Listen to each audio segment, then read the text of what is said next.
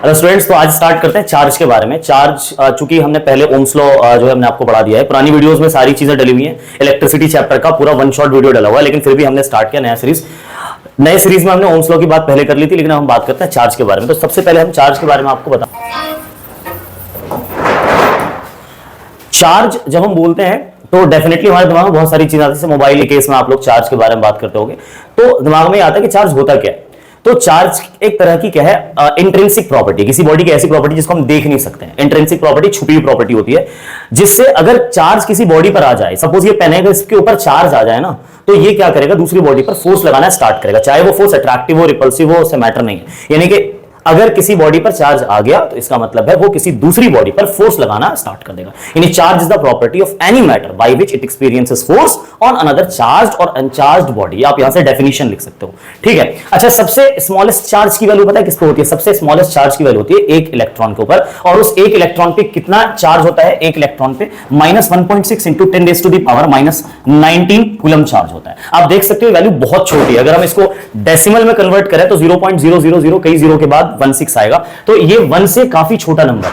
Charge, अच्छा last में हमने जो सी लगाया इसका मतलब है कूलम्ब। यानी जैसे आपने डिस्टेंस की यूनिट पढ़ी होगी मीटर, डिस्प्लेसमेंट की मीटर, स्पीड की मीटर पर सेकंड, वेलोसिटी की मीटर पर सेकंड, इसी तरह से चार्ज की भी एक यूनिट है, और चार्ज की यूनिट क्या है? कूलम्ब है। तो हम यहां पे लिख सकते हैं कि एसआई यूनिट जो है ना, चार्ज की एसआई यूनिट क्या है बच्चों? चार्ज की एसआई यूनिट है कूलम्ब। क्लियर हो? इसको सी से डिनोट करते हैं। मतलब इससे अगर कहीं पे लिख के आ गया 5 कूलम, समझ लेंगे किसकी वैल्यू है? चार्ज की वैल्यू। अच्छा, लगे हाथ में आपको बता दूं कि जो Q है ये चार्ज का क्या है बच्चों? सिंबल है। आप 12th में जाओगे तो चार्ज का सिंबल वहां पे स्मॉल q आ जाएगा, तो इससे घबराने की बात नहीं है। कहीं भी स्मॉल q या कैपिटल Q कोई भी इस्तेमाल कर सकते हो। चार्ज का सिंबल बस इतना याद रखना है कि Q है। क्लियर है? तो Q इज इक्वल टू कितना हो जाएगा? 5 कूलम। ये आपको न्यूमेरिकल में अक्सर काम आएगा। अच्छा, कई बार ऐसा लिख के आया था 5 मिली कूलम, तो कई बार हम इससे परेशान होते हैं मिली कूलम क्या आ गया सर? तो याद रखना है ये है भी चार्ज की वैल्यू ही है, लेकिन मिली को हटाने के लिए आप क्या कर सकते हो? इसको 10 की पावर -3 से मल्टीप्लाई कर सकते हो। आपको मिली हटाना है, 10 की पावर -3 लगा दो, आप 5 मिली कूलम से 5 इंटू 10 की पावर -3 कूलम आ जाएगा। आप चाहो तो इसको डेसिमल में भी कन्वर्ट कर सकते हो। आप देखो 5, अच्छा 10 की पावर -3 का मतलब होता है 10 की पावर 3 नीचे में। इसको आप चाहो तो 5 डिवाइडेड बाय 1000 लिख सकते हो, या इसको चाहो तो 0.005 लिख सकते हो। तो कहने का मतलब है आप इसको कूलम में कैसे भी यूज कर सकते हो। कुल मिला के मिली हटाने के लिए 10 की पावर -3। ऐसे कई बार लिखा जा सकता है 5 माइक्रो कूलम, तो माइक्रो हटाना है तो 10 की पावर -6 लगा दो कूलम। ये आपको चार्ज की वैल्यू मिल गई। तो आपको घबराना नहीं है इसमें। मिली और माइक्रो से मैथमेटिकल टूल्स है, मैथमेटिकल टर्म्स है, यूनिट्स हैं। आपने कई बार पढ़ा होगा पहले भी मिली और माइक्रो का क्या मतलब होता है, तो इस तरह से आप हटा सकते हो। अब हम बात करते हैं थोड़ा सा चार्ज की। अब हम बात करते हैं चार्ज की यूनिट्स हो गई। यूनिट क्या होते हैं? चार्ज की कूलम। कई बार मिली और माइक्रो मैंने आपको बता दिया। अब हम बात करते हैं चार्ज का सर फॉर्मूला क्या होता है। देखो फॉर्मूला होता है, रट लेना होता है, समझ लेना। अगर मेरे पास एक इलेक्ट्रॉन है तो आप बताओ चार्ज मेरे पास कितना होगा? तो एक इलेक्ट्रॉन के ऊपर चार्ज कितना होता है? -1.6 इंटू 10 की पावर -19 कूलम, राइट? ठीक है। अच्छा, अगर मेरे पास 2 इलेक्ट्रॉन है तो चार्ज की वैल्यू क्या हो जाएगी? 2 इंटू दिस वैल्यू, ये वैल्यू कितनी है? -1.6 इंटू 10 की पावर -19 कूलम। अगर मेरे पास 3 इलेक्ट्रॉन्स हैं तो 3 इंटू दिस वैल्यू, ये पूरा इसका मल्टीप्लाई कर देंगे। तो कई बार चार्ज की वैल्यू फाइंड करने के लिए नंबर ऑफ इलेक्ट्रॉन दे रखा है, तो बार बार हम उस नंबर ऑफ इलेक्ट्रॉन का मल्टीप्लाई किससे कर रहे हैं? इस वैल्यू से कर रहे हैं। तो क्यों ना हम ऐसा कहें कि अगर मेरे पास n नंबर ऑफ इलेक्ट्रॉन है, n नंबर ऑफ इलेक्ट्रॉन है, तो इसका मल्टीप्लाई किससे करेंगे सर? इस वैल्यू से। तो क्यों ना इस वैल्यू का एक सिंबल बना लेते हैं। पता है इस वैल्यू का सिंबल होता है e, स्मॉल e। तो हम यहां पे लगा देते हैं स्मॉल e, और ये बन गया किसका फॉर्मूला? चार्ज का फॉर्मूला। तो चार्ज का फॉर्मूला क्या होता है? Q is equal to any where Q is the charge, N is the number of electron, E is the charge on 1 electron. और ये बिल्कुल मत भूलना कि एक इलेक्ट्रॉन पे चार्ज -1.6, यानी माइनस लगाना नहीं भूलना है, ठीक है। और क्योंकि ऐसा क्यों? क्योंकि प्रोटॉन पे भी चार्ज बिल्कुल सेम होता है। प्रोटॉन पे भी चार्ज ऐसी होता है 1.6 इंटू 10 की पावर -19 कूलम, बट वहां पे पॉजिटिव होगा, ध्यान रखिएगा। तो ये हो गया सर चार्ज की वैल्यू, चार्ज का फॉर्मूला आ गया। यहां से कई बार पेपर में आपके एनसीईआरटी के पहले इंटेक्स का 3rd क्वेश्चन है। पहले इंटेक्स का 3rd क्वेश्चन क्या पूछा उसमें कि अगर आपके पास चार्ज 1 कूलम है, एक इलेक्ट्रॉन पे चार्ज, वो तो आपको पता है -1.6 इंटू 10 की पावर -19 कूलम है, राइट? तो अब आप बताओ कि कितने ऐसे इलेक्ट्रॉन आ जाएंगे जिससे चार्ज 1 कूलम हो जाए। अब 1 कूलम आपको बहुत छोटी वैल्यू लग रही हो, पर ऐसा नहीं है। 1 कूलम इस नंबर से काफी छोटा है, इस नंबर से काफी छोटा है। तो ऐसे ऐसे कितने इलेक्ट्रॉन आप ले आओगे कि चार्ज टोटल कितना आ जाए? 1 कूलम चार्ज आ जाए। इसके लिए आप साफ साफ देख सकते हो कि हम यहां से फॉर्मूला यूज कर सकते हैं। कौन सा वाला? ये वाला। आप चाहो तो n is equal to Q upon में E इस्तेमाल कर सकते हो। क्या इतनी बात क्लियर है? n is equal to Q upon में E इस्तेमाल, इस फॉर्मूले का इस्तेमाल आप कर सकते हो। क्लियर हो? अच्छा, अब सर कैसे करें इस फॉर्मूले का इस्तेमाल n फाइंड करने के लिए? तो यहां पे क्या करेंगे? n is equal to Q हमारे पास कितना लाना है 1 कूलम, जैसा कि मैंने क्वेश्चन में लिखा है, आप देख सकते हो क्यू 1 कूलम।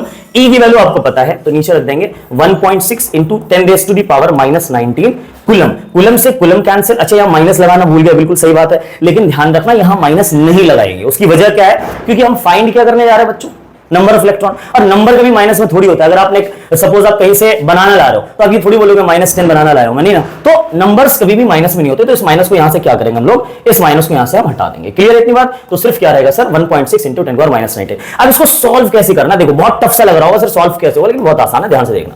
m की वैल्यू क्या है, पॉइंट हटाओगे ऊपर 10 ले जाना है, 10 डिवाइडेड बाई 16, ठीक है, इंटू 10⁻⁻19 ऊपर ले जाओ, 10⁻+19, कोई दिक्कत यहां तक, ठीक।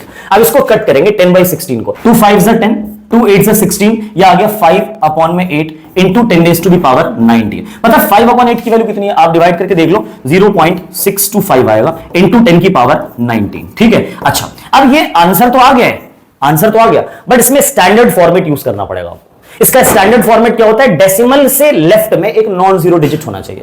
तो क्या है डेसिमल, तो अभी सर जीरो के बाद है, तो उसको उठा के कहां ले जाएंगे 6 के बाद, यहां लिखेंगे 6.25 इंटू 10⁻, डेफिनेटली एक 10 यहां से निकाल करके इसका मल्टीप्लाई करना पड़ेगा, तो यहां कितना आ जाएगा 18। ये आ गया हमारे पास इलेक्ट्रॉन्स, यानी n की वैल्यू आ गई सर 6.25 इंटू 10⁻18 इलेक्ट्रॉन्स। एमसीक्यू में हो सकता है आपको ये भी दे, हो सकता है ये भी दे दे, हो सकता है ये भी दे दे, चूज आपको करना है, क्योंकि आपको सॉल्व करके जाना, रट के नहीं जाना। क्योंकि एक बार रट भी लेते हैं बच्चे, रटना सही है, आप यूज कर लोगे, बट आप उसको सॉल्व करो तो ज्यादा बेहतर है, क्योंकि पेपर में सॉल्व करने के लिए भी आता है। तो स्टार्ट करते हैं इलेक्ट्रिक करंट के बारे में। इलेक्ट्रिक करंट क्या होता है, देखो ध्यान से। इलेक्ट्रिक करंट को बताने से पहले मैं आपको एक छोटी सी कहानी बताता हूं। जैसे मान लो ये हमारे पास जो है, मान लेते हैं कंडक्टर है, कोई वायर है, कॉपर वायर है, एल्यूमिनियम है, जो भी है। तो इस वायर, ये वायर कंडक्टर तो है, क्यों है कंडक्टर, आपने पढ़ा होगा पहले भी, क्योंकि सर इसके अंदर फ्री इलेक्ट्रॉन्स है। बट क्या ये फ्री इलेक्ट्रॉन्स इसके अंदर मूव कर रहे हैं, डेफिनेटली मूव कर रहे होंगे, क्योंकि रैंडम डायरेक्शन में इलेक्ट्रॉन्स क्या है, फ्री टू मूव ना कंडक्टर में, तो electrons are free to move, तो वो रैंडम डायरेक्शन में मूव कर रहे होंगे इसके अंदर। बट क्या हम ऐसा कह सकते हैं कि इसके अंदर इलेक्ट्रिक करंट फ्लो कर रहा है, क्योंकि फ्लो ऑफ इलेक्ट्रॉन को इलेक्ट्रिक करंट कहते हैं, तो हम ऐसा भी नहीं कर सकते। अभी ये शॉक भी नहीं लगेगा इसके अंदर हमें, क्यों, उसकी वजह ये है कि इलेक्ट्रॉन्स तो फ्लो कर रहे हैं, बट करंट हम तभी कहेंगे जब इलेक्ट्रॉन्स एक पर्टिकुलर डायरेक्शन में मूव करना स्टार्ट कर दे। तो हम कह सकते हैं कि फ्लो ऑफ इलेक्ट्रॉन, जब इलेक्ट्रॉन फ्लो होने लगेगा इसमें पर्टिकुलर डायरेक्शन में, तो हम कहेंगे ये इलेक्ट्रिक करंट है। अब ये कब हो पाएगा, अब ये ऐसा हो पाएगा जिसमें हमने एक वायर लगा दिया, और वायर लगाने के बाद हमने एक बैटरी लगाई, बैटरी या सेल लगा दिया। जैसे ही बैटरी या सेल लगाया, आप सबको पता है कि जो सेल है उसके अंदर केमिकल्स भरे होते हैं, और केमिकल एनर्जी का इस्तेमाल करके सेल क्या करता है, उसको कन्वर्ट कर देता है इलेक्ट्रिकल एनर्जी में, और इससे क्या करता है, सारे इलेक्ट्रॉन के एक हाई पोटेंशियल बन जाती है, इसको हम नेगेटिव टर्मिनल बोलते हैं। और जब सारे इलेक्ट्रॉन नेगेटिव टर्मिनल पे आ गए तो क्या होगा, इलेक्ट्रॉन का फ्लो हमेशा नेगेटिव से पॉजिटिव स्टार्ट हो जाएगा, और इसी को हम बोलने लगते हैं कि इलेक्ट्रिक करंट है। तो इलेक्ट्रिक करंट की डेफिनेशन पे आते हैं। इलेक्ट्रिक करंट की डेफिनेशन क्या होती है, it is defined as, electric current की डेफिनेशन है, it is defined as the rate of flow of charge. अब यहां पे मैंने भी आपको करंट इलेक्ट्रॉन बोला है, पर चार्ज लिख रहा हूं मैं, क्योंकि आप सबको पता है इलेक्ट्रॉन जो है उसके ऊपर नेगेटिव चार्ज होते हैं, तो आप चाहे चार्ज बोल दो चाहे इलेक्ट्रॉन बोल दो, बात एक ही है। तो rate of flow of charge is called electric current. तो ये है इसकी डेफिनेशन। अब डेफिनेशन से आप चाहो तो करंट का फॉर्मूला आप लिख सकते हो। करंट का सिंबल कैपिटल आई है, इसका फॉर्मूला कैसे लिखेंगे, देखो रेट लगाए स्टार्टिंग में, तो नीचे क्या लगा देंगे, टाइम। मैंने आपको पहले भी वीडियो में बता रखा है कि किसी भी डेफिनेशन में मोस्टली क्या होता है, रेट से स्टार्ट होता है, तो रेट का मतलब होता है नीचे टाइम लगा देना फॉर्मूले में। तो आपने नीचे टाइम लगा दिया, किसका रेट है, चार्ज का रेट है, तो चार्ज को लगाना है ऊपर। क्लियर है, बन गया आपका फॉर्मूला। तो कई बार फॉर्मूला याद ना हो, डेफिनेशन याद हो, फॉर्मूला बना सकते हो। तो फॉर्मूला बन गया I is equal to Q upon में T। यहां से आप चाहो तो Q का एक फॉर्मूला आपको बोनस में मिल रहा है, देखो Q is equal to IT। तो आपने Q का फॉर्मूला N तो पढ़ाई है, साथ में आपको IT भी मिल गया, राइट। तो चार्ज का ये भी फॉर्मूला आप आगे यूज कर सकते हो। अच्छा, इसकी SI यूनिट क्या है सर, चूंकि करंट एक क्वांटिटी है, फिजिकल क्वांटिटी है, तो इसकी यूनिट होनी चाहिए। तो फिजिकल क्वांटिटी है तो इसकी SI यूनिट होगी, इसकी SI यूनिट हो जाएगी क्या, एम्पियर। इसकी SI यूनिट क्या है, एम्पियर। वैसे देखा जाए तो सर SI यूनिट तो होनी चाहिए, फॉर्मूले से निकाल सकते हैं कूलम पर सेकंड, पर कूलम पर सेकंड क्यों नहीं है, क्योंकि जब किसी क्वांटिटी की SI यूनिट साइंटिस्ट के नाम पे रखी जाती है, तो फॉर्मूले से जो यूनिट निकलता है, उस फॉर्मूले से निकलने वाले यूनिट को हम बेस यूनिट कहते हैं, SI बेस यूनिट। तो Q/T से जो निकल रहा है यूनिट कूलम पर सेकंड, ये SI बेस यूनिट, इसको आप SI यूनिट नहीं बोल सकते। SI यूनिट क्या अगर पूछा जाए तो आप क्या लिख के आओगे, एम्पियर लिख के आओगे, इसका सिंबल कैपिटल ए है। कई बार आपसे पूछ ले, कहीं पर लगा हुआ 5 एम्पियर, समझ जाना है किसकी वैल्यू है, ये करंट की वैल्यू यानी कि I की वैल्यू है। क्लियर है इतनी बात। अच्छा सर, कोई डिवाइस है जो इसको मेजर कर सकता है, करंट को मेजर कर सकता है, यस, एक डिवाइस है जिसका नाम है एमीटर। आप एमीटर का इस्तेमाल करके करंट को मेजर कर सकते हो। एमीटर का सिंबल आप देख सकते हो यहां पर, ये एमीटर का सिंबल ऐसा होता है, ठीक है। अच्छा, एमीटर को कनेक्ट कैसे करते हैं सर्किट में, एमीटर को कनेक्ट कैसे करेंगे, सीरीज में कनेक्ट करते हैं। क्यों, क्योंकि एमीटर की रेजिस्टेंस बहुत लो होती है, करंट को बिल्कुल भी क्या नाम है, डिस्टर्ब नहीं करता, ये फ्लो होने देता है करंट को, तो उसकी रेजिस्टेंस कम होने की वजह से इसको हम किस में लगा देंगे, सीरीज में लगा देंगे। एक और चीज, अगर मैं कहूं कि करंट अगर 1 एम्पियर किसी कंडक्टर से फ्लो कर रहा है, इसका क्या मतलब है?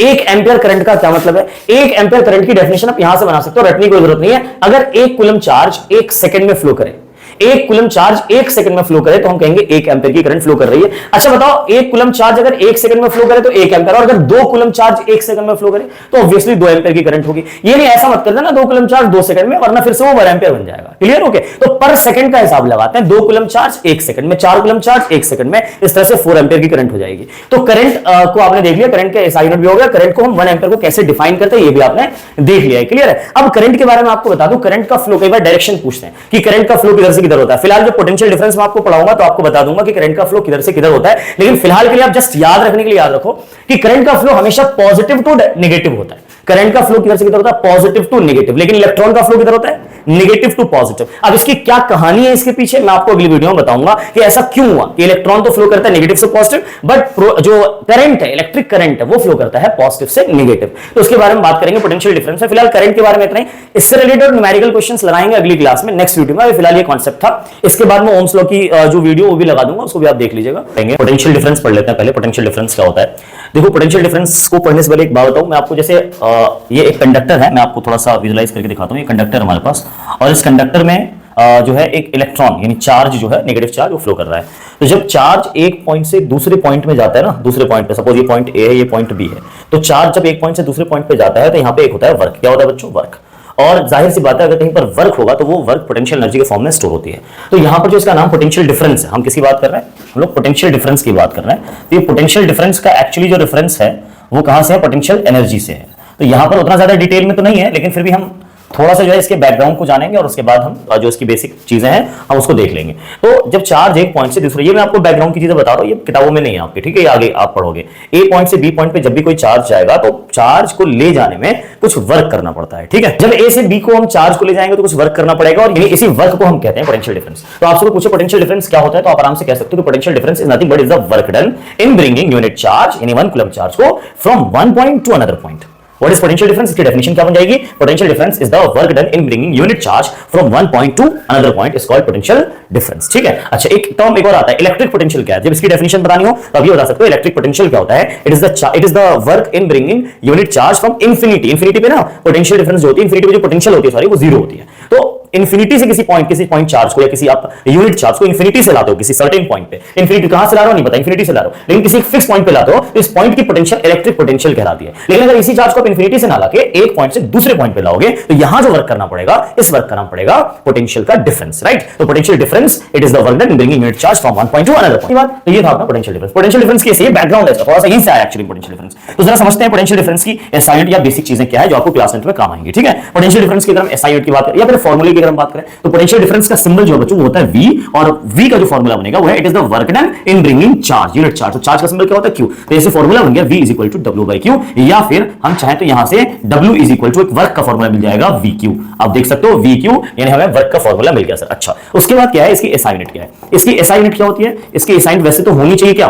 वैसे तो इसकी एसआई यूनिट होनी चाहिए जूल पर कूलम, पर जूल पर कूलम नहीं है, साइंटिस्ट के नाम पे इसकी एसआई यूनिट है वोल्ट, ठीक? और वोल्ट का भी सिंबल V होता है। कहीं पर अगर 5 वोल्ट लिखा हो तो समझ जाइए कि ये V की वैल्यू यानी पोटेंशियल डिफरेंस की वैल्यू है, ठीक है? अच्छा, उसके बाद कोई डिवाइस है जो उसको मेजर करता है। यस, इस डिवाइस का नाम है वोल्ट मीटर, और वोल्ट मीटर ही इसको क्या करता है? मेजर करता है। वोल्ट मीटर का जो सिंबल होता है वो कुछ इस तरह का सिंबल होगा, ये V लिखा रहेगा बीच में, इस तरह से वोल्ट मीटर का सिंबल होगा, राइट? क्लियर है? अच्छा, उसके बाद कोई डिवाइस जो मेंटेन करता है, बताओ वो डिवाइस बताइए जो मेंटेन करता है। देखो ये तो मेजरमेंट की बात हो गई, मेजर कौन करता है? वोल्ट मीटर, लेकिन मेंटेन कौन करता है पोटेंशियल डिफरेंस को? तो वो है बैटरी या फिर सेल। क्या बच्चों? वो है बैटरी या फिर सेल। ये बात याद रखिएगा, कई बार बच्चे कंफ्यूज होते हैं इसमें। तो ये मेंटेन करने वाला हो गया, ये मेजर करने वाला हो गया। अच्छा, पोटेंशियल डिफरेंस में जो है एक बात याद रखिएगा कि 1 वोल्ट को अगर डिफाइन करना पड़ जाए। अच्छा, एक बात और मैंने कल भी बताया था आपको लास्ट क्लास में, एमीटर को कैसे ज्वाइन करते थे? सीरीज में कनेक्ट करते हैं, राइट? सर्किट के अंदर एमीटर को सीरीज में कनेक्ट करते हैं, और जो वोल्ट मीटर है, वोल्ट मीटर को हम पैरेलल में लगाएंगे क्योंकि इसकी रेजिस्टेंस नॉर्मली ज्यादा होती है, तो उसको हम पैरेलल में यूज करेंगे, ठीक है? तो वोल्ट मीटर वो डिवाइस है जो मेजर करेगा पोटेंशियल डिफरेंस को, ओके? 1 वोल्ट क्या होता है? देखो, अगर यहां से 1 वोल्ट डिफाइन करना चाहो तो 1 जूल वर्क 1 कूलम चार्ज को लाने में, 1 कूलम चार्ज को लाने में जो भी वर्क करना पड़ता है किसी भी कंडक्टर में, 1 कूलम चार्ज को लाने में जो भी वर्क करना पड़ता है, उसी वर्क वर्क का नाम क्या है? पोटेंशियल, यानी 1 वोल्ट की पोटेंशियल कहेंगे। यानी when 1 joule of work is done in bringing 1 coulomb charge from one point to another point, this is called 1 volt of potential difference. Clear इतनी बात? चलिए उसके बाद हम बात करते हैं पोटेंशियल डिफरेंस हमारा हो गया 1 वोल्ट को हमने डिफाइन कर दिया कि जब 1 जूल वर्क करना पड़े 1 कूलम चार्ज को लाने में, इसको हम 1 वोल्ट की पोटेंशियल कहेंगे। ठीक है, तो ये सारी कहानी हो गई पोटेंशियल डिफरेंस की। बात समझ आ गई? और यही पोटेंशियल डिफरेंस वजह है जिससे करंट फ्लो करती है। याद है जब मैंने बताया था कि जब हम बैटरी यूज करते हैं सर्किट के अंदर, तो जो हाई पोटेंशियल है वो पॉजिटिव टर्मिनल होती है और जो लो पोटेंशियल है वो negative terminal. Current always flow from positive terminal to negative terminal, but electrons always flow from negative terminal to positive terminal. Current की डायरेक्शन जो है वो कन्वेंशनल करंट की डायरेक्शन है जो आज तक यूज होता आ रहा है। पुराने टाइम पे क्या होता था, जो करंट की डायरेक्शन थी वो मान लिया गया था पॉजिटिव से नेगेटिव, पर जब इलेक्ट्रॉन के बारे में पता चला, इलेक्ट्रॉन के फ्लो के बारे में पता चला, तो करंट की डायरेक्शन को चेंज नहीं किया गया, एज इट इज रहने दिया कि जो पहले करंट की डायरेक्शन थी आज भी वही रहेगी। इसलिए आज हम करंट और इलेक्ट्रॉन की डायरेक्शन को ऑपोजिट, एक दूसरे को ऑपोजिट रखना ध्यान रखिएगा। तो ये थी पोटेंशियल डिफरेंस की पूरी कहानी। और अब जो है आप यहां से चाहें तो नोट डाउन या स्क्रीनशॉट लीजिएगा ताकि आप यहां से नोट्स बना लीजिए। ठीक है, मैं इसको जरा बड़ा कर देता हूं, यहां से आप नोट्स बना लीजिएगा।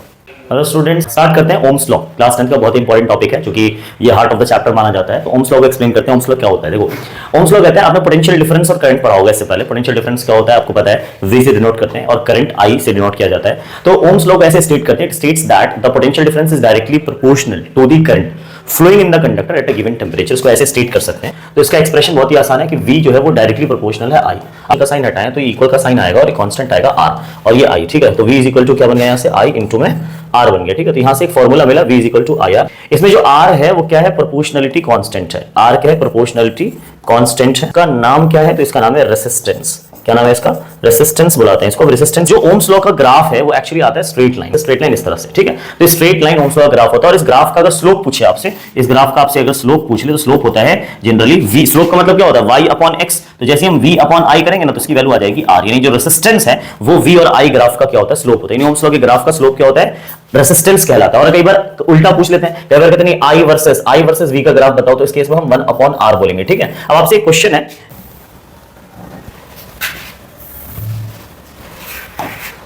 फॉर एग्जाम्पल आपसे क्वेश्चन है कि कई बार पेपर में ऐसा क्वेश्चन आया, आपने देखा होगा, ये V है, यहाँ पे ये I है। ठीक है, इस तरह का क्वेश्चन है कि ये दो लाइन बना दिया इन्होंने और ये A है, ये B पूछ लिया। इसमें बोला कि किसकी रेजिस्टेंस ज्यादा है। तो सिंपल सी बात है, आपको स्लोप चेक करना है। स्लोप कैसे चेक करना है? एंगल देखना है। जिसका जो एंगल होगा ना, जिसका एंगल ज्यादा बड़ा होगा, जाहिर बात है उसका स्लोप भी बड़ा होगा। तो अगर जिसका स्लोप, जैसे A का एंगल छोटा है, B का एंगल बड़ा है, तो slope of B is greater than slope of A। सो हम कह सकते हैं कि R of B is greater than R of A, क्योंकि स्लोप ही रेजिस्टेंस होता है। तो जिसका स्लोप बड़ा उसकी रेजिस्टेंस बड़ी। ठीक है, तो RB is greater than R। लेकिन कई बार आपसे ये गेम खेल सकता है, ये आपको V की जगह पर कई बार ये I दे देगा और I की जगह कई बार ये V दे देगा। इस केस में जिसका स्लोप बड़ा होगा, यानी जिसका एंगल बड़ा होगा, उसकी रेजिस्टेंस छोटी हो जाएगी। ये बात का ध्यान रखना है क्योंकि ये कई बार सीबीएसई ने कर लिया है पेपर में। ठीक है, ओम्स लॉ में हमने क्या पढ़ा था? ओम्स लॉ में हमने पढ़ा था कि जो V होता है ना, V ओम्स लॉ जो था इसने हमें क्या सिखाया? ओम्स लॉ ने हमें सिखाया कि जो V है पोटेंशियल डिफरेंस वो डायरेक्टली प्रोपोर्शनल I के। तो V बराबर हमने रखा था R इंटू I, जहां पे R क्या था? R कांस्टेंट था। R जो है वो क्या था? कांस्टेंट था। इस बात को याद रखिएगा। तो V बराबर R में, यानी इसको हम फाइनली I इंटू R लिखते हैं। तो ये जो R है ना, ये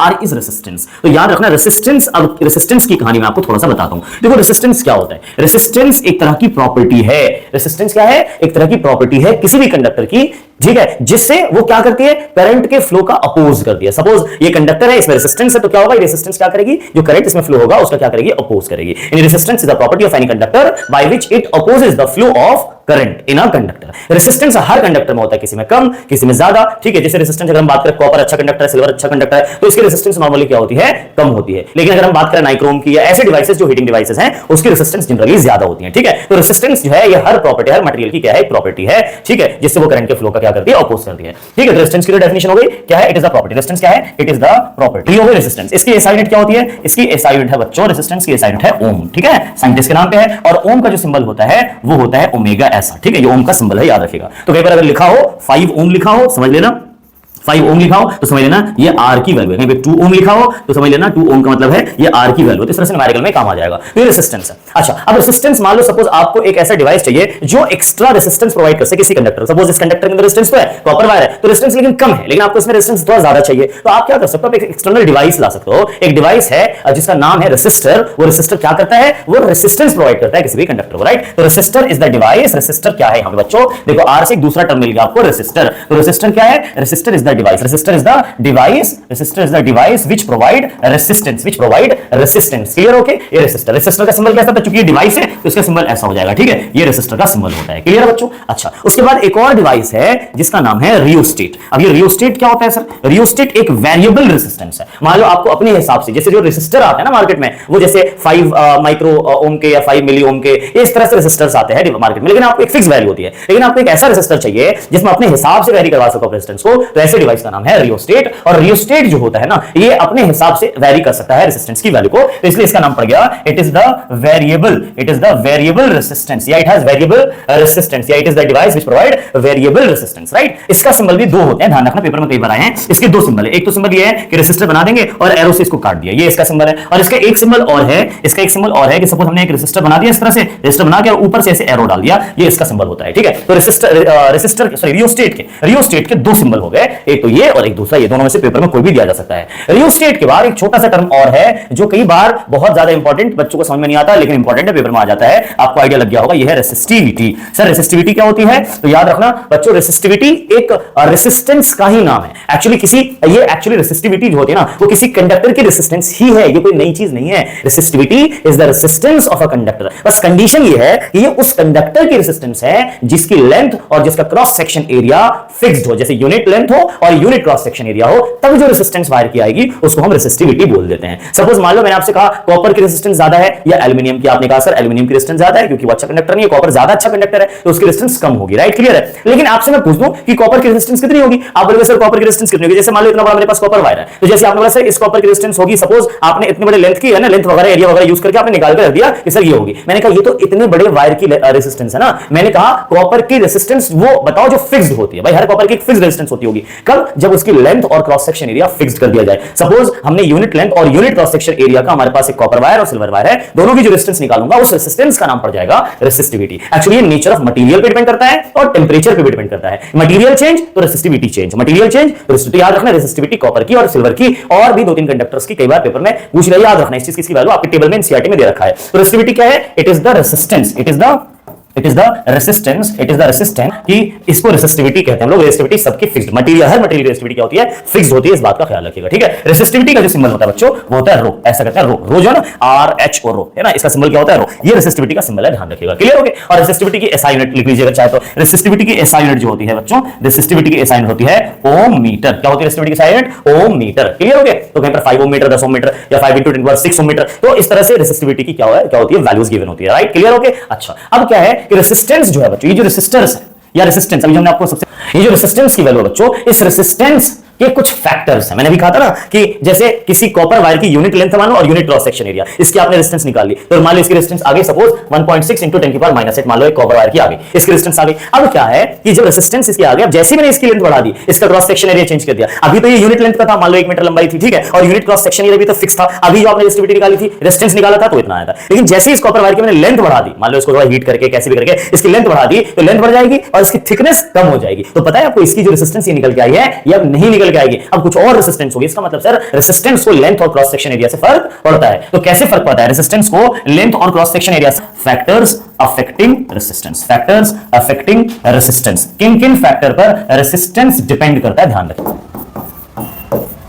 resistance is directly proportional to length of conductor, मैं ऐसा लिख सकते हैं, R is directly proportional to L. दूसरा है resistance is inversely proportional to area of cross section. तीसरा है resistance is directly proportional to temperature. और नेक्स्ट हमारा कि resistance depends on nature of material as well, ठीक है। ये 4 फैक्टर है रेजिस्टेंस के। हम चाहे तो इन दोनों को मिला के हम चाहे तो लिख सकते हैं कि आर प्रोपोर्शनलिटी एल अपॉन, देखो एल के डायरेक्टली प्रोपोर्शनल, ए के इनवर्सली, यानी अगर लेंथ बढ़ाएंगे, अगर किसी वायर की लेंथ बढ़ा दी आपने तो उसकी रेजिस्टेंस भी बढ़ जाएगी, ठीक है। और अगर आपने एरिया ऑफ क्रॉस सेक्शन बढ़ा दिया तो रेजिस्टेंस कम हो जाएगी। यानी वायर जितनी मोटी होगी, वायर जितनी थिक होगी, उसमें रेजिस्टेंस उतनी कम होगी, कंडक्टर वो उतना अच्छा होगा, क्लियर है। जिसकी लेंथ ज्यादा होगी या जिसकी थिकनेस कम होगी, जो पतली वायर होती है ना, उसकी रेजिस्टेंस नॉर्मली ज्यादा होती है। तो याद रखिएगा कि इनमें ऐसा रिलेशन है। अगर हम दोनों को प्रोपोर्शनलिटी साइन हटाते हैं तो एक कांस्टेंट आता है रो, जिससे एक फार्मूला मिल जाता है R = रो एल अपॉन में। बच्चों क्या फार्मूला मिलता है? R = रो एल अपॉन में, ये आप देख सकते हो, क्लियर है। अब यहां से एक बात बताओ, R का तो फार्मूला मिल गया, जो R का एक्चुअल फार्मूला बच्चों वो यही है। यहां पे जो A है ना, इसके लिए आप एरिया इस्तेमाल कर सकते हो πr², क्योंकि जो वायर का क्रॉस सेक्शन होता है ना वो सर्कुलर होता है, तो आप πr² लिख सकते हो। यहां से रो का भी देखो फार्मूला मिल रहा है, देखो रो का एक फार्मूला मिल रहा है, रो का फार्मूला RA, देखो A का क्रॉस मल्टीप्लाई L डिवाइड में,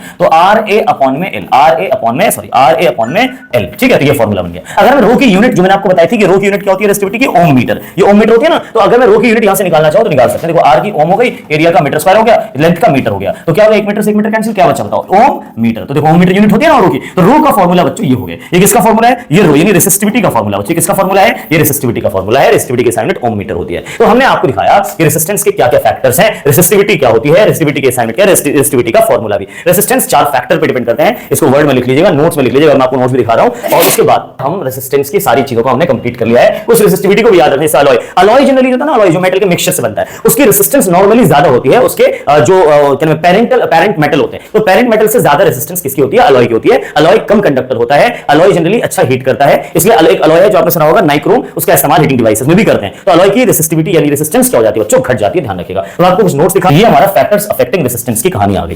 क्लियर हो गया। इस तरह से जनरली क्या है, देखो जैसे लिखा ना, directly proportional to length of conductor, inversely proportional to area of cross section, directly proportional to temperature and depends on nature of material. तो 4 फैक्टर्स, रेसिस्टिविटी का फार्मूला मिल गया आपको, ठीक है, रेसिस्टिविटी का फार्मूला आपको मिल गया, यूनिट मिल गई। रेसिस्टिविटी डज नॉट है ना change with the change in length, resistivity को फर्क लेंथ से नहीं पड़ता, लेंथ एरिया से किसको फर्क पड़ता है, रेजिस्टेंस को फर्क पड़ता है। रेसिस्टिविटी को सिर्फ 2 चीजों से फर्क पड़ेगा, किस से, नेचर ऑफ मटेरियल से और टेंपरेचर से फर्क पड़ेगा। तो रेंज अगर हम देखें कि range of resistivity of the metal and alloy, alloy और मेटल की जो रेसिस्टिविटी की रेंज है आप देख सकते हो 10 की पावर -8 से 10 की पावर -6 ओम मीटर तक है। Range of resistivity of the insulator की रेसिस्टिविटी देखो, इंसुलेटर की रेसिस्टिविटी अक्सर उसका पावर देखना प्लस में होगा, अक्सर उसका पावर किस में होगा, प्लस में होगा।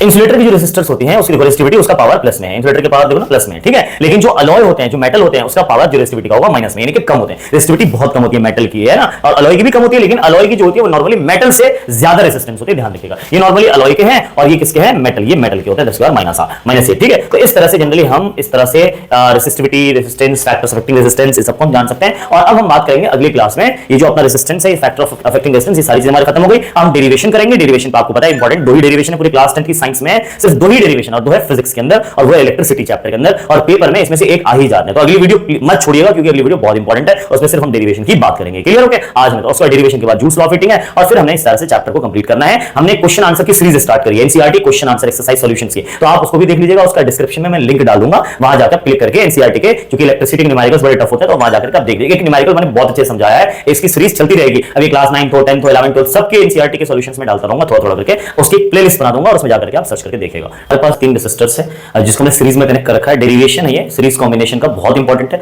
पूरे क्लास 10th में आपको सिर्फ 2 डेरिवेशन है साइंस में, और ये दोनों के आने के चांसेस बहुत ज्यादा होते हैं। तो आज मैं सीरीज कॉम्बिनेशन को बहुत ही छोटे, बहुत ही कम टाइम में आपको फॉर्मूले को डेरिवेशन करके मैं आपको बताता हूं कि कैसे करना है, ठीक है। इस टोटल डेरिवेशन में जो है ना, इस डेरिवेशन में देयर आर 3 स्टेप्स, पहले 3 स्टेप हैं, इन तीनों स्टेप को करने के बाद ही आपको पूरे नंबर मिलेंगे। इसमें पहला स्टेप जो मैं कर चुका हूं, जिसमें है डायग्राम, आपको डायग्राम दिखाना है। इस तरह से आपको बैटरी लगाना है, 3 रेसिस्टर्स लगाने हैं, आप चाहो तो 2 रेसिस्टर से भी काम चला सकते हो। उसके बाद सब में V1 V2 V3 volt meter लगाना है, की है और एमीटर कनेक्टेड है। ये सर्किट का पहला पार्ट है, ठीक है। सेकंड पार्ट है वो ये है, इसमें पहला पार्ट तो डायग्राम हो गया, सेकंड पार्ट हो गया इस डायग्राम के बारे में थोड़ा लिख के बताओ कि इस डायग्राम में क्या लगाया गया। तो भाई इस डायग्राम में आपने क्या करा है, इस डायग्राम में आपने 3 रेसिस्टर्स लगाए सीरीज में, है ना, जिसमें जो है आपने मीटर, वोल्ट मीटर यूज करके एक सर्किट तैयार किया है, और उस सर्किट के अंदर जो करंट है, तीनों रेसिस्टर में जो करंट की वैल्यू वो बिल्कुल सेम है, और जो पोटेंशियल डिफरेंस है वो डिफरेंट है। तीनों में V की वैल्यू डिफरेंट है, बट करंट I जो है, जितना करंट बैटरी देगा, यहां से जितना करंट जाएगा I करंट, उसमें इतना भी, इसमें भी I, Q में भी I और PY में भी I, यानी तीनों रेसिस्टर्स में I की वैल्यू क्या रहेगी, सेम रहेगी, बट पोटेंशियल डिफरेंस क्या रहेगा, तीनों में डिफरेंट रहेगा। ये आपको बताना है अपने वर्ड में, क्या कि we have circuit diagram in which 3 resistors are connected in series and in each resistors the current is same but the potential difference is different. Okay, इतनी बात बता करके आपको स्टार्ट करना है अपनी डेरिवेशन। अब जो थर्ड पार्ट है वो हमारा डेरिवेशन का पार्ट है। थर्ड पार्ट में क्या है, थर्ड पार्ट में आपको स्टार्ट कहां से करना, सर स्टार्ट भूल गया मैं, तो याद रखना है इसमें जो डिफरेंट होता है ना, आप उसी से स्टार्ट करो। उसमें डिफरेंट क्या है बताओ, पोटेंशियल डिफरेंस तीनों रेसिस्टर में डिफरेंट है, तो आप पोटेंशियल डिफरेंस के आई मीन फार्मूले से स्टार्ट करेंगे, यानी तो तीनों को मिला के टोटल पोटेंशियल की वैल्यू कितनी है, V है। तो टोटल V बराबर कितना हो जाएगा, टोटल V बराबर V1 plus V2 plus V3। भाई पोटेंशियल सपोज इसमें 5 वोल्ट है, इसमें 10 वोल्ट, इसमें 15 वोल्ट, तो सब मिला करके 30 वोल्ट आएगा ना। तो ये कुल मिला के जो बैटरी, जो सेल या बैटरी मेंटेन कर रही है इसके अंदर जितना पोटेंशियल, वो तीनों पोटेंशियल आई मीन तीनों में बट गई वो टोटल पोटेंशियल। तो हमने टोटल V लिखा, V1 plus V2 plus V3। अब हमने क्या करा, यहां पर लगाएंगे यूजिंग ओम्स लॉ, हम ओम्स लॉ का इस्तेमाल करेंगे, यूजिंग ओम्स लॉ। और ओम्स लॉ का इस्तेमाल करके क्या करेंगे, हम करेंगे यहां से V की वैल्यू क्या होती है, V इज इक्वल टू, हम जानते हैं कि V इज इक्वल टू होती है I इंटू में R, I इंटू में R। तो हम ऐसा करेंगे, यहां से लगाएंगे V की वैल्यू I इंटू में R, V टोटल है तो I टोटल R टोटल बराबर, ये V1 है तो V1 के लिए हम क्या करेंगे, I इंटू में R1 प्लस आई इंटू में R2 प्लस आई इंटू में R3। देखो मैं I1 I2 I3 नहीं लिखा हमने, देखो हमने I1 R1 I2 R2 और I3 R3 नहीं लिखा। क्यों नहीं लिखा पता है? क्योंकि I तीनों में क्या है मैंने बता दिया, सेम है। तो हम क्या कर सकते हैं यहां से I total into R total, R total को R इक्विवेलेंट, EQ मतलब इक्विवेलेंट होता है टोटल, तो R टोटल बराबर I तीनों में से कॉमन ले लिया तो क्या बचा R1 plus R2 plus R3। तो हमारे पास अब है ये I और ये R इक्विवेलेंट। हमें चाहिए क्या? R इक्विवेलेंट चाहिए ना आपको, तो R equivalent is equal to इस I को मल्टीप्लाई में डिवाइड में ले जाओ तो I ब्रैकेट में R1 plus R2 plus R3 और ये जो I है ये I डिवाइड में आ जाएगा I। तो ये इस I से इस I को हम कैंसिल आउट कर देंगे और हमारे पास जो फॉर्मूला आ जाएगा वो क्या आ जाएगा, R equivalent is equal to R1 plus R2 plus R3। ये हमारे पास फॉर्मूला हमने डिराइव कर लिया है। ये हमारा फॉर्मूला होता है किसका? सीरीज कॉम्बिनेशन का। सीरीज कॉम्बिनेशन में इक्विवेलेंट रेजिस्टेंस निकालने के लिए इस फॉर्मूले को इस्तेमाल कर सकते हो, ठीक है। अच्छा कई बार आ जाता है for n number of resistor. अगर हमारे पास n नंबर ऑफ रेसिस्टर है, क्या है? For n number of resistors. अगर ऐसा कनेक्शन है जिसमें n नंबर ऑफ रेसिस्टर्स लगे हैं तो क्या करेंगे, तो लिखेंगे R equivalent is equal to R1 plus R2 plus R3 plus dot dot dot dot plus Rn। इस फॉर्मूले का हम इस्तेमाल कर सकते हैं फॉर इक्विवेलेंट रेजिस्टेंस। इस फॉर्मूले का इस्तेमाल हम कर सकते हैं। क्लियर? तो ये था आपका डेरिवेशन सीरीज कॉम्बिनेशन का। आई होप आपको याद है। इस पे एक क्वेश्चन छोटा सा हो सकता है, आपको ऐसे क्वेश्चंस दे दे कि हो सकता है क्वेश्चन आपको ऐसा दे दे कि हमारे पास एक सर्किट डायग्राम है जिसमें ये रेसिस्टर है, सपोज दे रखा है आपको, और एक ये रेसिस्टर है आपको दे रखा है। क्लियर हो गया? अच्छा, उसके बाद यहाँ पे इन्होंने बैटरी वगैरह ज्वाइन कर दी है, ठीक है, बैटरी वगैरह। आपसे बोला गया कि अगर यहाँ पे 2 ओम है, यहाँ पे 3 ओम है, तो बताइए इक्विवेलेंट रेजिस्टेंस कितना? तो आपको फौरन करना है R equivalent total resistance. Formula होता है R1 प्लस R2, तो ये हो जाएगा 2 प्लस 3 कितना? 2 प्लस 3 कितना हो जाएगा? 2 प्लस 3 हो जाएगा 5। इससे रिलेटेड मैं भी और आपको क्वेश्चंस करवाऊंगा, तो बने रहेंगे इस चैनल। और पैरेलल कॉम्बिनेशन आज हम करने वाले हैं। जैसा कि मैंने आपको बताया था कि सीरीज कॉम्बिनेशन हो या पैरेलल कॉम्बिनेशन हो, जो मेथड है वो सेम है। 3 स्टेप्स में आपको इस डेरिवेशन को करना है। क्लास 10 साइंस में टोटल 2 डेरिवेशन है और याद रखिएगा 2 ही डेरिवेशन इंपॉर्टेंट है, इलेक्ट्रिसिटी चैप्टर के अंदर है। तो हम क्या करेंगे कि इसके 3 स्टेप्स में, जैसे कि सीरीज की जो डेरिवेशन है वो डिस्क्रिप्शन बॉक्स में गिवन है, आप जाके वहां से चेकआउट कर लीजिएगा। अभी हम पैरेलल की करने वाले हैं। बहुत ही इंपॉर्टेंट है, बहुत इंपॉर्टेंट, जितना कहूं कम है। तो चलिए 3 स्टेप्स में सॉल्व करेंगे। पहला स्टेप क्या है? डायग्राम, जो कि आपको दिख रहा है कि साफ साफ यहाँ पे डायग्राम ऐसा ही ड्रॉ करना है आपको। तो डायग्राम में क्या, हमने एक बैटरी लिया है, हमने स्विच लिया है, एमीटर ले लिया और 3 रेसिस्टर्स को पैरेलल में कनेक्ट कर लिया और जो वोल्ट मीटर हमारा उसको हमने 1 वोल्ट मीटर से कनेक्ट कर दिया ए और बी पॉइंट के बीच में। R1 R2 R3 3 रेसिस्टर से करंट I फ्लो कर रहा है इसके अंदर। और जो पोटेंशियल डिफरेंस है वो तीनों के लिए सेम है। आपको पता है जो पैरेलल कॉम्बिनेशंस होते हैं उसमें पोटेंशियल डिफरेंस की वैल्यू क्या होती है? सेम होती है। तो चलिए मैं स्टार्ट करते हैं। पहला जो स्टेप है वो हो चुका है, यानी diagram is the first step and the second step is the explanation of diagram. यानी इसी डायग्राम को हम एक्सप्लेन कर देंगे तो हमारा सेकंड स्टेप हो जाएगा। इस डायग्राम को क्या एक्सप्लेन करेंगे भाई? तो हमने आपने जो किया है ना इसके अंदर, जो आपने लगाया बस उसी के बारे में लिख दो इंग्लिश में। बहुत ही मुश्किल तो है नहीं। क्या क्या लिखेंगे sir? We have a circuit diagram in which 3 resistors R1 R2 and R3 are connected in parallel. We have connected an ammeter, a voltmeter, ठीक है। The potential difference is same in the circuit but the current is different in the circuit. ये बात रहा, तीनों resistor के अंदर क्या है? करंट डिफरेंट है, ये बता दो। और उसके बाद आपको मैंने बताया था कि डेरिवेशन की ये लिखने के बाद आप चाहो तो इसको लिख सकते हो कॉपी में वीडियो रोक करके। तो ये लिखने के बाद डेरिवेशन, ये हमारा थर्ड स्टेप है। डेरिवेशन की स्टार्टिंग कहां से करेंगे? डेरिवेशन की स्टार्टिंग होगी जो सर डिफरेंट होगा। वी डिफरेंट है कि आई डिफरेंट है? आंसर है आई डिफरेंट है सर इस बार। तो स्टार्टिंग जो डेरिवेशन की होगी वो आई से होगी। ऐसा करते हैं, हम स्टार्ट करते हैं आई से, ठीक है।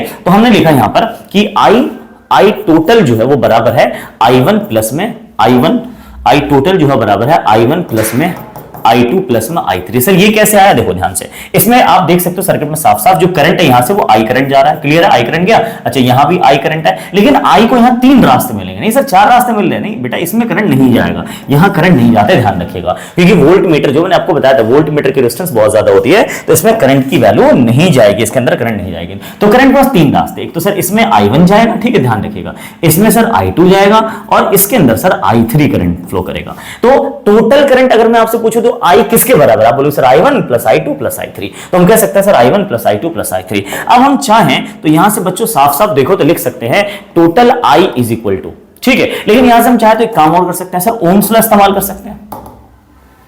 यहां से हम चाहे तो ओम्स लॉ इस्तेमाल कर सकते हो। तो यहां पे लिखेंगे using Ohm's law, using Ohm's law. क्या जानते हैं हम? I जो होता है वो total V upon total R के बराबर होता है। तो यहां से total I total V upon total R बराबर I1 है, तो V upon R1 plus V upon R2 plus V upon R3। Clear हो गया? अच्छा V total upon R total, R total को R इक्विवेलेंट भी लिखते हैं, is equal to V common ले लेते हैं, 1 by R1 plus 1 by R2 plus 1 by R3, ठीक है। V से V क्या हो गया बच्चों, कैंसिल हो गया, V से V कैंसिल हो गया, तो क्या बचा 1 by R equivalent is equal to 1 by R1 plus 1 by R2 plus 1 by R3। ये हमारा फॉर्मूला बन गया बच्चों, ध्यान रखिएगा ये क्या हमारा, तो ये बच्चों हमारा फॉर्मूला हो गया 1 by R equivalent 1 by R plus 1 by R2 plus 1 by R3। कई बार क्या होता है for n number of resistor लिखा होता है, for n number of resistors. For n number of resistors के लिए क्या कर सकते हैं हम यहां पे लिख सकते हैं 1 by R equivalent is equal to 1 by R1 plus 1 by R2 plus dot dot dot dot dot plus 1 by Rn, ये लिख सकते हैं। याद रखिएगा बच्चों, हम n नंबर ऑफ रेजिस्टर के लिए ये लिख सकते हैं, तो ये formula n number of resistor के लिए हो गया। आई होप आपको क्लियर होगा। जो पैरेलल कॉम्बिनेशन है बहुत ही आसान है बच्चों, बहुत इजी। अगर पेपर में आ गया ना, दुआ करो पेपर में आ जाए, सीधा 3 नंबर देके जाता है। पहला स्टेप है डायग्राम, दूसरा स्टेप है डायग्राम का आई मीन एक्सप्लेनेशन, जो मैंने आपको बताया आप लिख लीजिएगा याद से, और तीसरा स्टेप हमारे डेरिवेशन, जो कि बहुत ही आसान है। आप ओम्स लॉ का इस्तेमाल करके सीधा इस चीज को सॉल्व कर सकते हो। ऐसे ही हमने सीरीज कॉम्बिनेशन में टोटल वी लिया था, टोटल वी प्लस वी बराबर total V one plus total V है ना, sorry V one plus V two plus वी3। तो हमने इस तरह से सीरीज कॉम्बिनेशन में सॉल्व किया। बच्चों क्लास 10 साइंस, क्लास 10 में इलेक्ट्रिसिटी चल रहा था हमारा, जिसमें हमने heating effect of electric current को स्टार्ट करना था।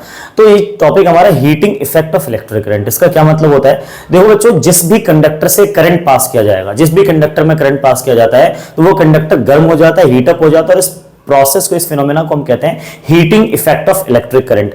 इसका इस्तेमाल नॉर्मली इसके एप्लीकेशन है, जो कई बार पेपर में आते हैं कि right any two application of heating effect of electric current. इसका एप्लीकेशन ऐसे बताया जा सकता है कि जैसे इलेक्ट्रिक बल्ब है, जब हम करंट पास करते हैं इलेक्ट्रिक बल्ब में, तो इलेक्ट्रिक बल्ब के अंदर होता है फिलामेंट। फिलामेंट होता है टंगस्टन का बना हुआ। तो आपको पता है जो टंगस्टन है वो क्या होता है, हीट के साथ साथ लाइट भी प्रोड्यूस करता है। यानी कि जो फिलामेंट ऑफ बल्ब है वो करंट पास होने पे वो लाइट प्रोड्यूस करती है और हीट भी डेवलप करती है, राइट। तो हम कह सकते हैं कि ये heating effect of electric current का एग्जाम्पल। आपको पता है कि बहुत सारे मेटल, जिस भी मेटल में करंट पास करते हैं वो मेटल हीट प्रोड्यूस करता है। और आपको अच्छी तरह से पता है कि कुछ मेटल ऐसे हैं जो हीट ज्यादा प्रोड्यूस डेवलप करेंगे, कुछ मेटल है जो हीट कम डेवलप करेंगे। वो मेटल जो हीट ज्यादा डेवलप करते हैं उसका इस्तेमाल हम अपने डेली लाइफ में कर लेते हैं, जैसे हमने टंगस्टन का इस्तेमाल कर लिया। जैसे नाइक्रोम का इस्तेमाल नॉर्मली हीटर में होता है, या नाइक्रोम का इस्तेमाल कई बार इलेक्ट्रिक आयरन में भी किया जाता है। तो ये नाइक्रोम क्या है, नाइक्रोम एक एलिमेंट इलेक्ट्रिक आयरन का, जिसमें करंट जब पास किया जाता है तो वो गर्म हो जाता है और उसका हम यूज करते हैं। और ये heating effect of electric current की वजह से इसके अंदर क्या आता है, हीट अप हो जाता है, ये गर्म हो जाता है। क्लियर है। तो ये एप्लीकेशंस है, बहुत सारे एप्लीकेशंस है ऐसे, इलेक्ट्रिक हीटर है, गीजर है, ठीक है, उसके बाद जो है टोस्टर है, इन सब में heating effect of electric current का क्या होता है, यूज करके हीट डेवलप की जाती है।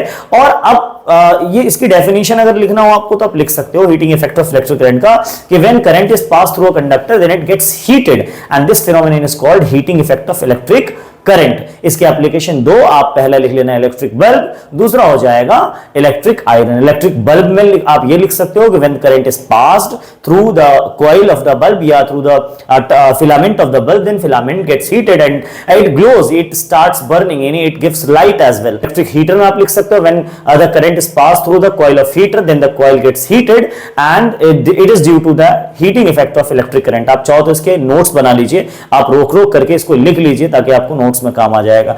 आगे है एक लॉ है, लॉ दिया जूल्स ने, साइंटिस्ट का नाम था जूल, उन्होंने एक लॉ दिया था जूल्स लॉ ऑफ हीटिंग, जिससे हम हीट कितना डेवलप होगा हम उसको कैलकुलेट कर सकते हैं। और जूल्स लॉ ऑफ हीटिंग में क्या बोला गया, क्या बताया गया, वो मैं आपको बताता हूं। तो हम लोग अब जो है नेक्स्ट हमारा है जूल्स लॉ ऑफ हीटिंग। इसमें जूल ने कहा था कि अगर किसी कंडक्टर में जो हीट डेवलप होगा, वो हीट डायरेक्टली प्रोपोर्शनल होता है स्क्वायर ऑफ करंट के, ये हीट डायरेक्टली प्रोपोर्शनल होता है रेसिस्टेंस के, एंड हीट डायरेक्टली प्रोपोर्शनल होता है टाइम के। तो चाहे तो देखें तो इससे एक फॉर्मूला मिला सर हमें, heat is equal to I square R T. Directly proportional of current का क्या मतलब है, करंट की अगर जरा भी वैल्यू बढ़ाओगे तो हीट बहुत ज्यादा डेवलप होगा, स्क्वायर है ना, इसीलिए। अगर सिर्फ आई होता, आई स्क्वायर नहीं होता, तो ये होता कि सर अगर आई डबल करोगे तो हीट भी डबल डेवलप होगा। ऐसा नहीं, यहाँ पे अगर ही आई स्क्वायर है तो स्क्वायर की वजह से अगर आई डबल होता है तो हीट सीधा 4 टाइम्स इंक्रीज कर जाता है। तो ऐसी एच और आर में रिलेशन, ऐसी एच और टी में रिलेशन है। तो एक फॉर्मूला बना H is equal to I square R T. अब आप देखो यहां से हम ओम्स लॉ यूज कर सकते हैं, आई की जगह पर हम चाहे तो वी अपॉन आर लिख सकते हैं। तो आई की जगह वैसे ही वी अपॉन आर लिखेंगे बच्चों। ये फॉर्मूला क्या हो जाएगा, ये फॉर्मूला हो जाएगा H is equal to V upon R करेंगे तो V square upon R square into में आर इंटू टी। चूंकि आई पे स्क्वायर है तो वी और आर दोनों पे स्क्वायर करना पड़ेगा, एक स्क्वायर से एक आर कैंसिल। तो एच का एक और फॉर्मूला बना V square upon R into में टी। बच्चों ये एक फॉर्मूला और मिल गया आपको, हीट का, ठीक है। एक और हीट का फॉर्मूला मिल सकता है अगर आप यहां पर किसका इस्तेमाल कर लो, आर की जगह पुट कर दो। अगर आर की वैल्यू आपने पुट कर दी V अपॉन आई है, तो इसका इस्तेमाल आप यहां कर सकते हो। कैसे? आप H बराबर लिख सकते हो आई स्क्वायर, तो एज इट इज रहेगा, आर की जगह आप V अपॉन आई पुट कर सकते हो और T एज इट इज रहेगा। आई से एक आई कैंसिल, तो H का एक और फॉर्मूला आ गया VIT। VIT, इसको VIP से याद रखेगा, तो VIT इसका फॉर्मूला बन गया। तो इस तरह से जनरली क्या है, हमारा हीट के 3 फॉर्मूले बन गए। अब जो है हीट का एक और फॉर्मूला आप याद रखिए, होता है पावर इनटू में टाइम, PT याद रखना। हीट का फॉर्मूला एक और क्या होता है, PT होता है। अगर आपके पास पावर गिवन है क्वेश्चन में और टाइम गिवन है, तो आप आराम से हीट डेवलप निकाल सकते हैं, ठीक है। अच्छा, अब सर यूनिट्स की बात कर लेते हैं। जो हीट डेवलप हो रही है सर, उसकी यूनिट, तो अगर हम यूनिट्स की बात करें तो SI यूनिट जो एनर्जी की है वो क्या है, SI यूनिट जो है वो है जूल। SI यूनिट क्या है बच्चों, जूल है। तो SI यूनिट तो आ गई सर जूल। क्लियर इतनी बात? अच्छा जी, ओके। अच्छा, उसके एक कमर्शियल एनर्जी, कमर्शियल यूनिट होती है, एनर्जी की एक कमर्शियल यूनिट होती है बच्चों, और ये होती है kilowatt hour. Kilowatt hour. Clear इतने बच्चों? किलोवाट आवर, इसी को हम kWh भी कहते हैं, इसी को शॉर्ट में kWh, या इसी को यूनिट भी कहा जाता है घरेलू लैंग्वेज में, इसको यूनिट भी कहता है। 2 यूनिट 3 यूनिट, जो बिजली का जो बिल आता है वो यूनिट में आता है, नॉर्मली किलोवाट आवर में आता है, कमर्शियल यूनिट। और अगर हम कहें कि 1 किलोवाट आवर में कितना जूल होता है, 1 किलोवाट आवर में 3.6 इंटू 10 की पावर 6 जूल होता है। बच्चों आपने 9th क्लास में भी पढ़ा होगा, 3.6 into 10 raise to the power 6 joule. आप किलो को हटाएंगे तो 1000 आएगा, वॉट ऐसे ही रहेगा, और आर को सेकंड में कन्वर्ट करेंगे तो 3600। जब इनका मल्टीप्लाई करोगे तो ये नंबर आते हैं। इस तरह से आप जो है 1 kilowatt hour is equal to 3.6 into 10 power 6 joule बता सकते हो। तो सिर्फ this was all about the heating effect of electric current and joule's law of heating. इसका न्यूमेरिकल हम अगली क्लास में देखेंगे, क्योंकि अगले चैप्टर में, अगली क्लास में हमारा जो चैप्टर है वो एंड हो जाएगा पावर, और पावर बहुत छोटा सा टॉपिक है, तो साथ में कुछ क्वेश्चंस भी कर लेंगे, तो बने रहिएगा वीडियो में। हेलो स्टूडेंट्स, तो आज हम लोग, चूंकि हमारा इलेक्ट्रिसिटी चल रहा था क्लास 10th में, और आपको पता है इलेक्ट्रिसिटी लगभग हमारा 90% हो चुका है। लास्ट का एक टॉपिक बचा था इलेक्ट्रिक पावर। हमने लास्ट क्लास में हीटिंग इफेक्ट और जूल्स लॉ ऑफ हीटिंग कर लिया था, और इसमें आज हम लोग जो करेंगे वो करेंगे इलेक्ट्रिक पावर के बारे में। इलेक्ट्रिक पावर से पहले हम कुछ इन्फॉर्मेशन दे देता हूं, क्योंकि पेपर में कई बार MCQ में हमने देखा है ऐसे क्वेश्चंस आ जाते हैं, और वो है क्या, तो वो है इलेक्ट्रिक फ्यूज और इलेक्ट्रिक बल्ब के बारे में 2-3 क्वेश्चंस पेपर में आते हैं। जैसे फॉर एग्जांपल इलेक्ट्रिक बल्ब में आपको पता है, इलेक्ट्रिक बल्ब में जो हम टंगस्टन फिलामेंट को के तौर पे टंगस्टन मेटल का इस्तेमाल करते हैं। टंगस्टन मेटल की क्या खासियत है, क्या प्रॉपर्टीज है, वो आपको जानना जरूरी है। टंगस्टन मेटल जो है, एक तो बहुत ही हाई मेल्टिंग पॉइंट इसकी होती है। भाई हो सकता है पूछ ले आपसे कि टंगस्टन मेटल का इस्तेमाल क्यों होता है, क्योंकि उसकी बहुत ही हाई मेल्टिंग पॉइंट होती है, लगभग इसकी 3380 3380 डिग्री सेल्सियस होता है, और ये हाई टेम्परेचर पे ऑक्सीडाइज नहीं होता, हाई टेम्परेचर भी ऑक्सीडाइज नहीं हो पाता। क्लियर? ओके। तो ये 2 प्रॉपर्टी, 2 खासियत है जिसमें, और इसकी रेजिस्टेंस काफी हाई होती है। तो ये, तो अब मसला ये यहां पे आता है कि जो फिलामेंट है, यानी जो हमारा टंगस्टन मेटल है, वो लो टेम्परेचर पे तो सर ऑक्सीडाइज हो जाता है। अब जैसे आपने अगर जो बल्ब है, बल्ब को जो आपने देखा होगा नॉर्मली, तो अगर उस ग्लास के अंदर आपने ऑक्सीजन छोड़ दिया, जाहिर सी बात, अगर कोई एयर नहीं है, आई मीन कोई अदर गैस नहीं है, तो वो ऑक्सीजन क्या कर सकता है, टंगस्टन मेटल को बेकार कर सकता है, खराब कर सकता है। तो उसमें हम कुछ गैसेस डाल देते हैं ताकि ऑक्सीजन का कॉन्टैक्ट खत्म हो जाए। और उसमें गैस कौन सी है, तो गैस जो उसमें वो है हमारा नाइट्रोजन या ऑर्गन डालते हैं, ठीक है। नाइट्रोजन ऑर्गन या ऑर्गन गैस का इस्तेमाल करते हैं ताकि वो ऑक्सीडाइज ना हो। उसके बाद एक टर्म सुना होगा इलेक्ट्रिक फ्यूज। क्या होता है, तो फ्यूज एक सेफ्टी डिवाइस है, एक सेफ्टी डिवाइस है जिसमें एक स्पेशल वायर लगाया जाता है, और उस वायर से, यानी उस फ्यूज से होकर के ही हमारे घर में जो करंट है वो पास करता है, वो एंटर करता है। और अगर फ्यूज वायर जो होती है, अगर एक्सेस करंट हमारे घर में एंटर हो, ट्रांसफार्मर से अचानक से एक सेट लिमिट से ज्यादा करंट आ जाए, तो क्या होगा, वो जो वायर है वो मेल्ट हो जाता है, और इस तरह से हमारे घर का सर्किट ब्रेक हो जाता है, और हमारा घर जो है, उस जो हमारे घर के डिवाइसेस हैं, डोमेस्टिक डिवाइसेस हैं, वो क्या हो जाते हैं, वो सेफ हो जाते हैं। मतलब जो हमारा फ्यूज है एक तरह से हमारा सेफ्टी डिवाइस का काम करता है। कई बार जो है शॉर्ट सर्किट भी हो जाते हैं, कई बार बहुत ज्यादा करंट आने से, आपको तो पता है कि करंट की वैल्यू बढ़ती है तो हीट बहुत ज्यादा डेवलप होता है, पता है, स्क्वायर के आई स्क्वायर के डायरेक्टली प्रोपोर्शनल है। तो इसीलिए करंट ज्यादा आने से रोकना होगा ना घर में, तो उसी के लिए हम इस्तेमाल करते हैं जो एक हमारा सेफ्टी डिवाइस है जिसका नाम इलेक्ट्रिक फ्यूज है। क्लियर है? ये heating effect of electric current पे काम करता है। तो ये बेसिक जानकारी जो आपको पता होनी चाहिए थी। अब हम बात करते हैं इलेक्ट्रिक पावर के बारे में। इलेक्ट्रिक पावर क्या होता है बच्चों? देखो, इलेक्ट्रिक पावर की डेफिनेशन वैसे तो आपको हमने हीट एनर्जी बता दिया था।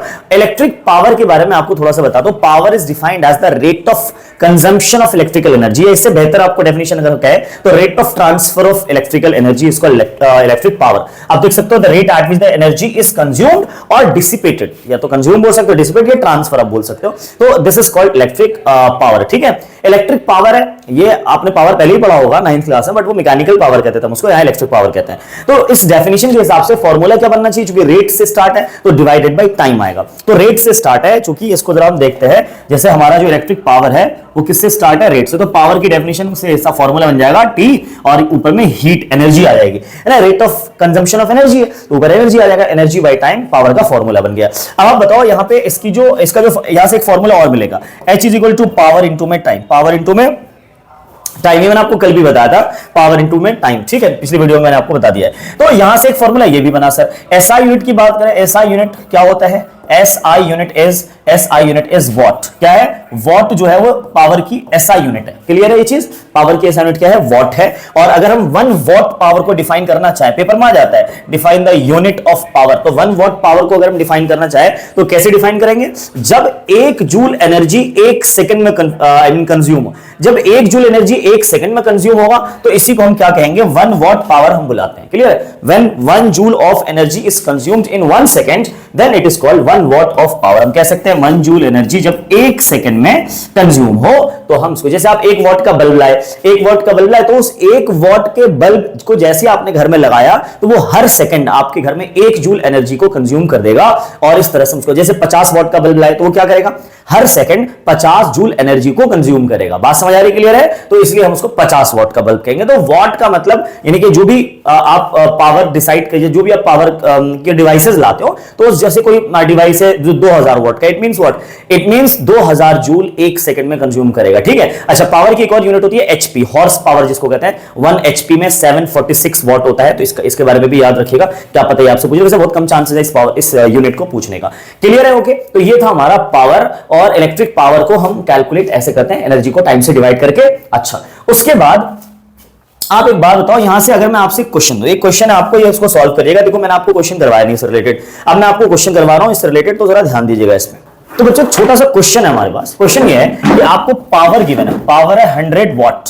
कितना पावर है, आपने सपोज हो सकता है 100 वॉट का बल्ब है आपके पास या फैन है, जो भी, आपने उस फैन को या उस बल्ब को आपने यूज किया, सपोज आपने 10 आवर उसको इस्तेमाल किया, तो आपसे पूछ लिया जाएगा कि एनर्जी कितना, कितना कंज्यूम किया इसने। तो एनर्जी कैलकुलेट करने के लिए जाहिर सी बात है हम पीटी करेंगे ना, पीटी करते हैं, E बराबर P इंटू में T, P है हमारे पास 1000, ठीक है, इनटू में टाइम है हमारे पास 10। अच्छा, 1000 वॉट में था तो W लिख देते हैं, टाइम आवर में है तो आवर लिख देते हैं, तो आंसर आ जाएगा यानी कि 10,000, है ना, कि इतने 4 जीरो लग जाएंगे, वॉट आवर। पर आपको पता है वॉट आवर तो कोई यूनिट है ही नहीं एनर्जी की, राइट, हमें वॉट आवर तो बताना नहीं एनर्जी की यूनिट। एनर्जी की तो यूनिट या तो जूल होती है सर, या तो किलोवाट आवर होता है। तो आसान किस में लाना है बताओ, जूल में या किलोवाट आवर में? देखो साफ साफ दिख रहा है, वॉट आवर है, किलो आ जाए तो आंसर आ जाएगा किलोवाट आवर, यानी यूनिट में आंसर आ जाएगा।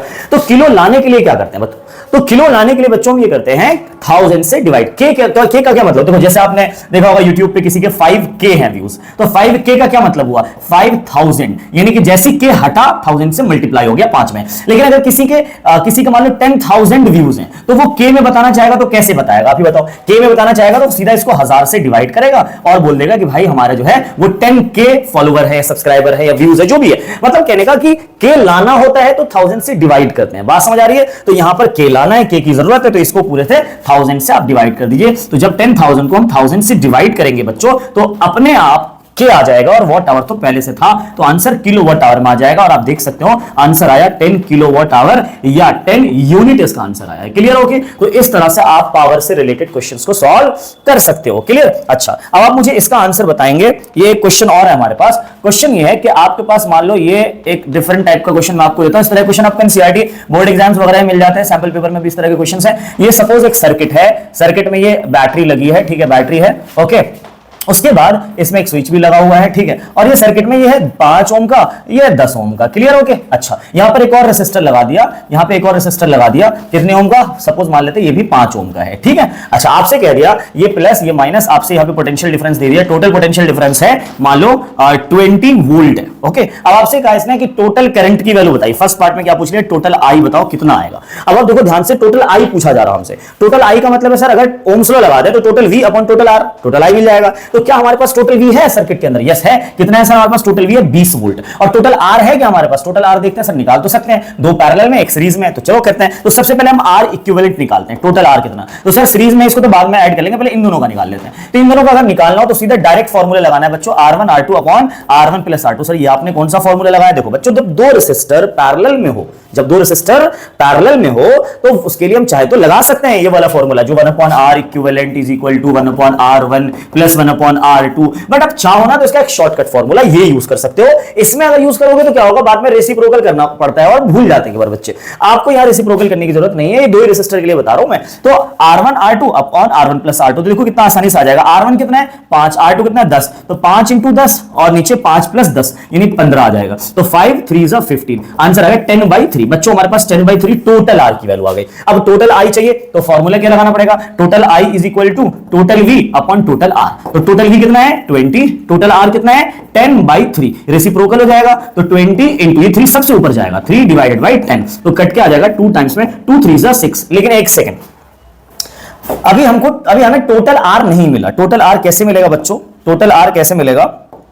ऐसा करते हैं, सबसे पहले हमारा जो अभी R इक्विवेलेंट आया इन दोनों का है, कितना है इन दोनों का? अभी R इक्विवेलेंट आया इन दोनों का 10/3, लेकिन एक सीरीज में भी तो था, एक सीरीज में भी तो था। अब देखो ये ओम आ गया 10/3, अब एक सीरीज में ये आया 10/3 प्लस में 5। तो जब हमें R इक्विवेलेंट टोटल निकालना हो तो क्या करेंगे, इस 10/3 का प्लस में करेंगे 5। तो जैसे 5 करेंगे 3 5 15 10, कितना हो जाएगा 25/3 आ जाएगा बच्चों। कितना आ जाएगा 25/3 आ जाएगा। ओके अच्छा, अब सर 25/3 जब आएगा, ये टोटल रेजिस्टेंस की वैल्यू है, तो अब हमें चाहिए क्या? हमें I चाहिए टोटल। तो टोटल I बराबर total V upon total R। Total V कितना है 20 अपॉन टोटल R कितना है 25/3। तो बच्चों क्या करेंगे, 3 ऊपर चला जाएगा, 20 इंटू 3 डिवाइडेड बाई 25, 5 4 से 20, 5 5 से 25। इस तरह से आप मुझे बताइए कि क्या आंसर आएगा फाइनली? क्या आंसर आएगा फाइनली? यहां से आ जाएगा सर 4 3 से 12 डिवाइडेड बाई 5। चाहो तो पॉइंट में ला सकते हो, कैसे ला सकते हैं सर? 5 2 से 10, 0.54 से 20, इतना एम्पियर हमारा करंट की वैल्यू, टोटल करंट की वैल्यू हमारा इतना आ जाएगा। सो इस तरह से हमने क्या किया, अपना टोटल करंट की वैल्यू फाइंड कर ली है।